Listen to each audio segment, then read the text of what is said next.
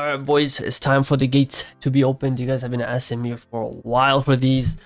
But we're going to be starting it off with opacity maps. You could basically create invisible parts in your mesh while the entire thing is one really clean mesh. You don't have to model these cuts out. You could go ahead and texture it, and via bypassing opacity maps, you can see it right through the model.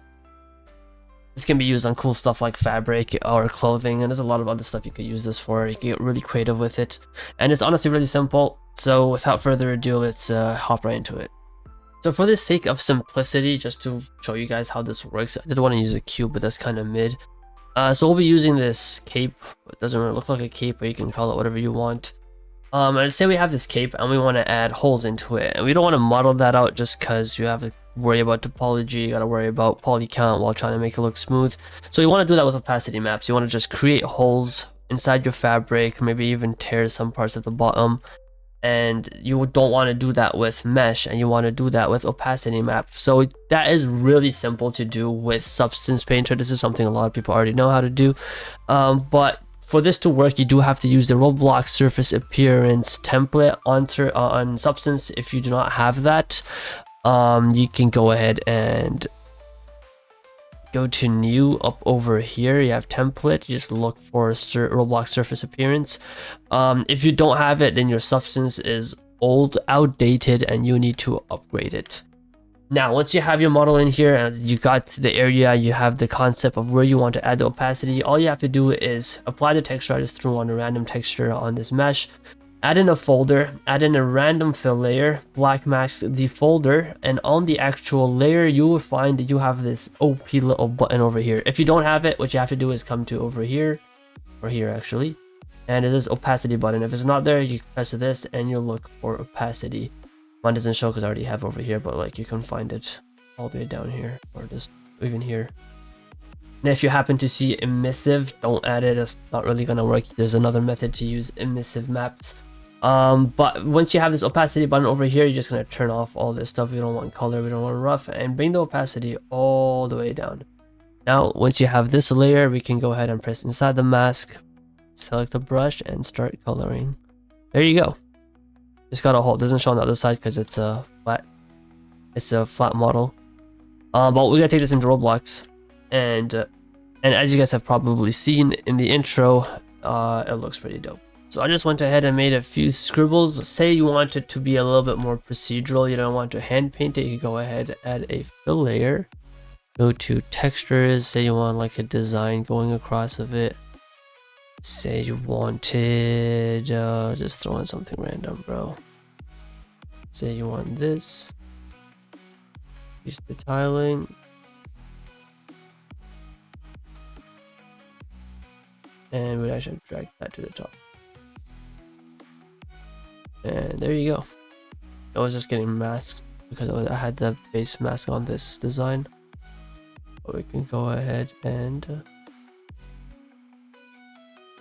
add these little designs, and this will all be transparent in what's the app called? In Roblox. Move that over a little bit, something like that. Now to export this is really simple. This was why I had set to use the Roblox surface appearance, because what this lets you do is that it automatically takes this opacity map and transfers it onto your normal base color information. So you really don't have to worry about trying to like bake maps, multiple maps on top of each other or anything. This is all you need, and you have any design, any alpha design that you want to put on this, have it work with opacity. This is all you have to do. There's an extra step you do have to take in Roblox Studio, which I will show you guys in a moment. I'm just trying to like fix the position on this so I can still have some of my detail. Smaller. Oh, that's nice. Let's just do that. There's a lot of randomness. Go ahead, file, export, and only take out the base color. Once you are in Blender, all you have to do is apply the base color to the base color. If you want the opacity to work in Blender, all you have to do is take the alpha information from the base color and plug that into the alpha over here.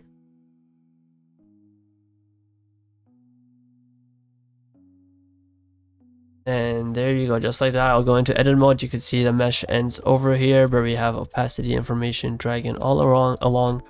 And now we're gonna go ahead and export this as a normal FBX, the very same way you would in to any other model. Just export FBX straight to Roblox Studio. Alrighty, so once we have imported it to Roblox, as you can see, nothing has really happened. It automatically put our texture inside the texture ID because we only exported the base color. What you want to do is copy this out of there, add a surface appearance to the plane or the whatever the model is itself, copy that into the color map, and change overlay to transparency, and delete from the texture ID over here. And there you go, just like that, we got ourselves opacity maps, and you can really see through it. You can put it on even if you put it next to a character. You can see everything right through it. And if you look at I don't even know how to look at mesh info anymore with this new UI layout, but I did the same thing on this cape over here, opacity map.